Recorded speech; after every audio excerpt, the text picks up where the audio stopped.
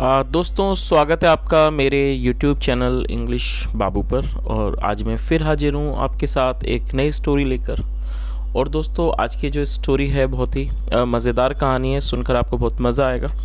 उसके अलावा इस स्टोरी में आपको कई सारे नए इंग्लिश के वर्ड मीनिंग सीखने को मिलेंगे, उनकी करेक्ट प्रोनाउंसिएशन के बारे में पता चलेगा और जो इसका ग्रामर का पार्ट है उसे हम बिल्कुल डिटेल में कवर करेंगे, तो एक एक स्ट्रक्चर को आप बहुत ही आसानी से सीख पाएंगे। तो चलिए दोस्तों आज की इस कहानी को हम शुरू करते हैं और सबसे पहले कहानी का टाइटल देखते हैं। कहानी का टाइटल है द जेलस मून। क्या मतलब हुआ दोस्तों? जेलस एक एडजेक्टिव है जिसका मतलब होता है ईर्ष्यालु, किसी से ईर्ष्या करने वाला, किसी से जलने वाला, उसे जेलस कहा जाता है और ये एक एडजेक्टिव है। तो क्या मतलब हुआ? द जेलस मून मतलब कि ईर्ष्यालु चंद्रमा।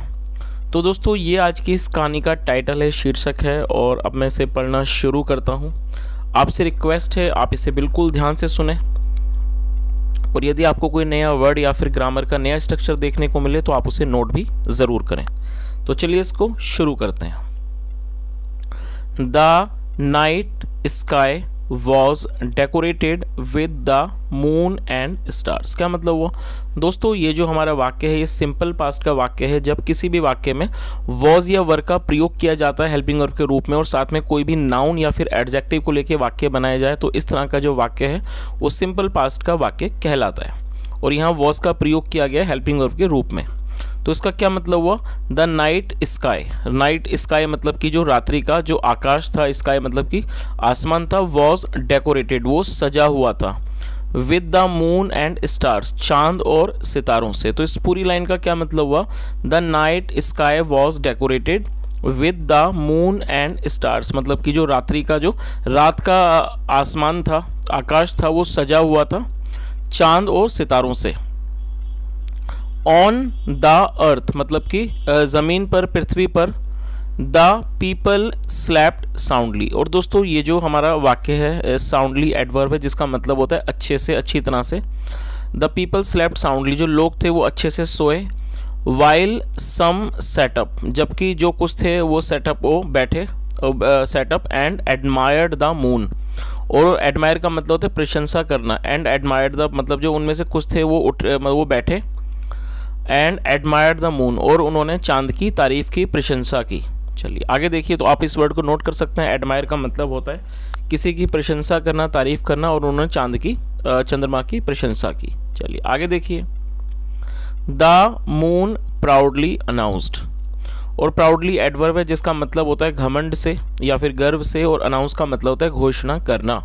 द मून प्राउडली अनाउंस्ड जो चांद था उसने गर्व से घोषणा की। लुक देखो, all the people on the earth मतलब कि सारे जो लोग हैं ऑन द अर्थ पृथ्वी पर, ज़मीन पर, आर एडमायरिंग मी वो मेरी प्रशंसा कर रहे हैं। The moon is swollen with pride. और दोस्तों स्वेलन का मतलब होता है फूल जाना। तो इस पूरी लाइन का क्या मतलब है? The moon is swollen with pride. और ये जो चंद्रमा था वो इज स्वेलन विद प्राइड मतलब कि जो चंद्रमा है वो फूला हुआ है घमंड से, या कह सकते हैं गर्व से। विस्पर्ड आ लिटिल स्टार। और विस्पर का मतलब होता है फुसफुसाना। विस्पर्ड आ लिटिल स्टार मतलब एक छोटे से तारे ने इस तरह से फुसफुसाया, बुदबुदाया कि the moon is swollen with star with pride. उसने क्या कहा कि जो चंद्रमा है वो फूला हुआ है घमंड से। To another star. और ये उसने किससे कहा? टू अनदर स्टार वो उसने दूसरे सितारे से कहा। इट इज़ ऑल राइट मतलब ये ठीक है। If the moon is proud कि यदि, उसने क्या कहा? इट इज़ ऑल राइट ये ठीक है। If the moon is proud कि यदि जो मून है मतलब जो चंद्रमा है वो मतलब कि गर्व में है, या कह सकते हैं वो गर्वित है। But it can not defeat the sun लेकिन वो डिफीट नहीं कर सकता। डिफीट का मतलब होता है हराना। But can not defeat the sun लेकिन वो सूर्य को नहीं हरा सकता। रिप्लाइड द अदर स्टार जो दूसरा तारा था उसने जवाब दिया। चलिए आगे देखिए। The moon was very upset to hear this. और दोस्तों अपसेट का मतलब होता है उदास हो जाना। The moon was very upset जो चंद्रमा था वो बहुत ज़्यादा उदास हो गया टू हियर दिस ये सुनकर। He kept thinking. और दोस्तों इस स्ट्रक्चर को आप नोट कर सकते हैं जब आप पास्ट में कोई भी ऐसा वाक्य बनाना चाहते हैं जहाँ पर आप पास्ट में कोई भी कंसिस्टेंसी दिखाना चाहते हैं तो वहाँ पर इस स्ट्रक्चर का यूज़ किया जाता है। तो क्या मतलब हुआ, ही केप्ट थिंकिंग, वह सोचता रहा, of how he will defeat the sun, कि वह किस तरह से, हाउ मतलब कैसे, he will defeat the sun, कि वह कैसे चांद को, वह कैसे सूरज को हराएगा। फाइनली मतलब कि आखिरकार या कह सकते हैं अंततः, the moon struck upon an idea, क्या मतलब वो finally the moon struck upon an idea, मतलब कि आखिरकार जो मून था, चंद्रमा था, स्ट्रक अपॉन एन आइडिया, उसे एक विचार सूझा। इन द मॉर्निंग मतलब कि सुबह में, he went to meet the sun, और दोस्तों ये जो हमारा वाक्य है he went to meet the sun, और दोस्तों ये जो हमारा वाक्य है आप ये पास्ट इंडेफिनिट का अफर्मेटिव वाक्य है। और यहाँ पर आपको किस बात पर ध्यान देना है कि इस वाक्य के अंदर दो वर्ब का प्रयोग किया गया है। तो जब आप कोई भी ऐसा वाक्य बनाते हैं जहाँ दो वर्ब का प्रयोग किया जाता है तो आप इस तरह से स्ट्रक्चर का यूज़ कर सकते हैं। तो जो उसके अंदर प्राइमरी जो वर्ब है उसको आपको टेंस के अकॉर्डिंगली यूज़ करना है, जैसा यहाँ पर यूज़ किया गया है क्योंकि अफर्मेटिव वाक्य है पास्ट इंडेफिनिट का, तो सेकंड फॉर्म का प्रयोग किया गया है। उसके बाद टू का प्रयोग करना होता है, टू के बाद हमेशा ही वर्ब की फर्स्ट फॉर्म का प्रयोग किया जाता है। तो इस वाक्य को दो वर्ब यूज़ करके इस वाक्य को बनाया गया। तो इस पूरी लाइन का क्या मतलब हुआ, इन द मॉर्निंग मतलब कि सुबह में, he went to meet the sun, वह सूरज से मिलने गया। चलिए आगे देखिए, When the sun saw the moon, क्या मतलब हुआ। और दोस्तों ये भी हमारा पास्ट इंडेफिनिट का अफर्मेटिव वाक्य है और ये सी की सेकंड फॉर्म है सॉ, सी मतलब देखना और सॉ मतलब देखा। When the sun saw the moon, जब सूरज ने चांद को देखा, चंद्रमा को देखा, he said, उसने कहा, I have come to tell you, उसने क्या कहा, I have come to tell you. और दोस्तों ये जो वाक्य है यहाँ पर हैव के साथ वर्ब की थर्ड फॉर्म का प्रयोग किया गया है। तो किसी भी वाक्य में जब हैज़ या हैव के बाद वर्ब की थर्ड फॉर्म का प्रयोग किया जाता है तो इस तरह का जो वाक्य है वो प्रेजेंट परफेक्ट का वाक्य कहलाता है। तो क्या मतलब हुआ, आई हैव कम मतलब I have come to tell you, मैं आपको बताने आया हूँ दैट फ्रॉम नाउ मतलब कि अब से, फ्रॉम नाउ ऑन मतलब कि अब से, I will be working with you, मैं आपके साथ काम करूँगा ड्यूरिंग द डे मतलब दिन के समय। चलिए आगे देखिए, बट मून लेकिन चांद या चंद्रमा, day time is my time, जो डे टाइम है मतलब जो दिन का समय है, day time is my time, दिन का जो समय है वो मेरा समय है। You do your duty during the night मतलब कि आप अपना जो यू डू योर ड्यूटी, आप अपने काम को करते हो, ड्यूटी को करते हो ड्यूरिंग द नाइट। तो इस पूरी लाइन का क्या मतलब हुआ, you do your duty during the night मतलब आप अपना काम रात्रि के दौरान करते हो, रात में करते हो। यू नीड टू रेस्ट, आपको आराम करने की ज़रूरत है ड्यूरिंग द डे मतलब कि दिन के समय, सो दैट ताकि you can stay awake all night. और दोस्तों आप इस वर्ड को नोट कर सकते हैं, अवेक एक एडजेक्टिव है जिसका मतलब होता है जगे रहना, और आप इसे नोट कर लीजिए। तो इस लाइन का क्या मतलब हुआ, सो दैट ताकि you can stay awake all night, ताकि आप पूरी रात जगे रह सको। सेट द सन मतलब सूरज ने कहा। तो दोस्तों इस पूरी लाइन का मतलब आपको अच्छे समझ में आ गया होगा, उनके बीच की जो कॉन्वर्सेशन है। उसने क्या कहा, सूरज ने मून से कि चांद, डे टाइम इज माइन मतलब जो दिन का समय वो मेरा होता है, you do your duty during the night, और आप जो है वो अपना जो काम है वो रात्रि के दौरान करते हो। You need to rest during the day मतलब कि आपको आराम करने की ज़रूरत है दिन के दौरान। So that you can stay awake all night, ताकि आप पूरी रात जगे रह सको। सेट द सन, सूरज ने कहा। चलिए आगे देखिए, I want to compete with you. और दोस्तों ये जो हमारा वाक्य है ये प्रेजेंट इंडेफिनिट का वाक्य है, प्रेजेंट इंडेफिनिट का अफर्मेटिव वाक्य। और जब आप प्रेजेंट इंडेफिनिट में कोई भी अफर्मेटिव का वाक्य बनाते हैं तो वहाँ सब्जेक्ट के बाद वर्ब की फर्स्ट फॉर्म का प्रयोग किया जाता है। और इस वाक्य के अंदर भी दो वर्ब का प्रयोग करके वाक्य को बनाया गया, आप इसे नोट कर सकते हैं। वॉन्ट का मतलब होता है चाहना और कम्पीट का मतलब होता है किसी से मुकाबला करना। तो क्या मतलब हुआ, I want to compete with you मतलब मैं आपसे मुकाबला करना चाहता हूँ, या कह सकते हैं मैं आपसे प्रतिस्पर्धा करना चाहता हूँ। चैलेंज्ड द मून मतलब चंद्रमा ने चैलेंज किया, चुनौती दी। चैलेंज द मून चंद्रमा ने चुनौती दी। द स्टार्स से मतलब जो तारे हैं वो कहते हैं that you are better than me कि आप मुझसे अच्छे हो। तो इस पूरी लाइन का क्या मतलब हुआ, उसने क्या कहा कि I want to compete with you मैं आपसे मुकाबला करना चाहता हूँ। चैलेंज द मून मतलब कि चंद्रमा ने चैलेंज किया, चुनौती दी। The star said that you are better than me मतलब तारे कहते हैं कि आप मुझसे अच्छे हो।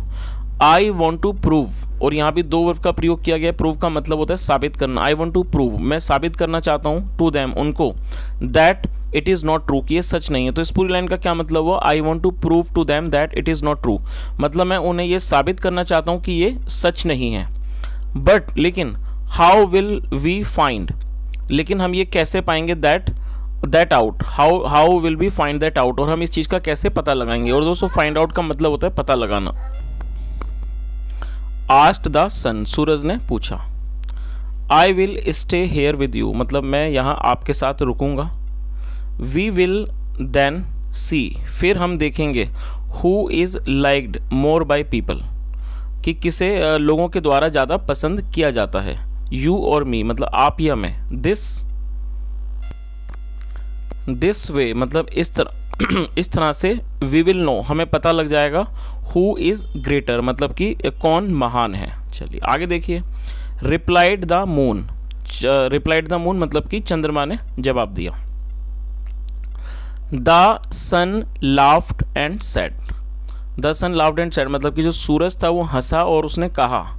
लिसन, सुनो। लिसन मून मतलब कि चंद्रमा सुनो।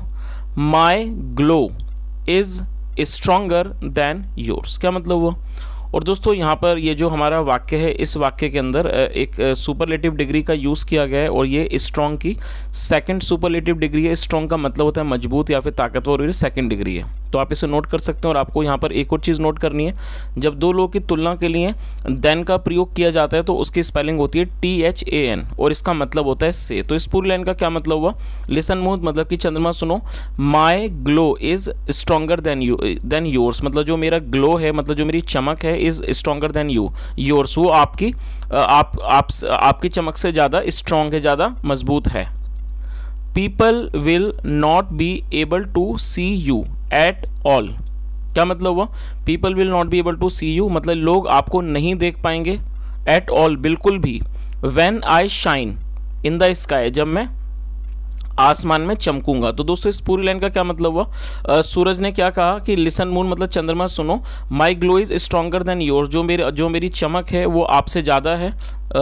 People will not be able to see you at all when I shine in the sky, मतलब लोग जो हैं वो आपको नहीं देख पाएंगे, बिल्कुल भी नहीं देख पाएंगे। When I shine in the sky, जब मैं आसमान में या कह सकते हैं आकाश में चमकूंगा।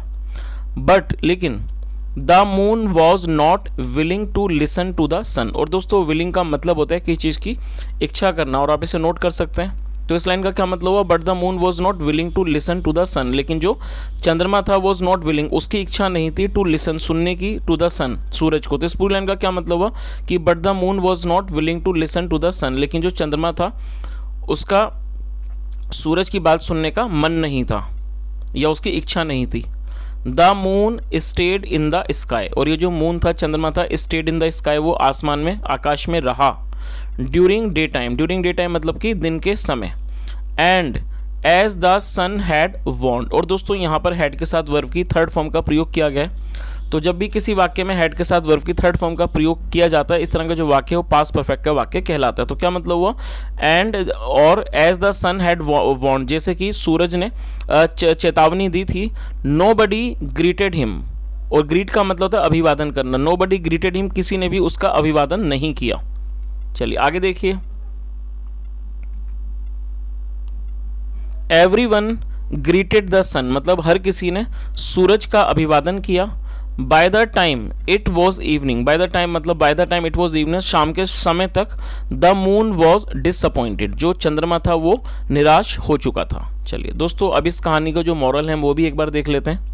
मॉरल क्या है, don't be jealous of others. क्या मतलब हुआ, don't be jealous of others, दूसरों से ईर्ष्या मत करो। तो दोस्तों ये इस कहानी का मॉरल है कि हमें दूसरों से ईर्ष्या नहीं करनी चाहिए। और ये आज की एक छोटी सी कहानी थी, बहुत ही अच्छे संदेश के साथ। जैसा हमने इस स्टोरी में देखा कि जो चंद्रमा था, जिसे अपने ऊपर बहुत ज़्यादा घमंड था, गर्व था, और वो अपनी जलन की वजह से उसने सूरज के साथ मुकाबला किया जिसमें वो हार गया।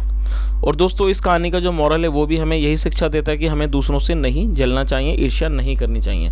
तो ये आज की कहानी थी। और दोस्तों यदि आपको आज की कहानी अच्छी लगी और मेरा पढ़ाने का प्रयास तरीका भी अच्छा लगा हो तो आपसे रिक्वेस्ट है, वीडियो को जरूर लाइक करें, शेयर करें, चैनल को सब्सक्राइब करें और कमेंट करके ज़रूर बताएं यदि आपका कोई सुझाव हो।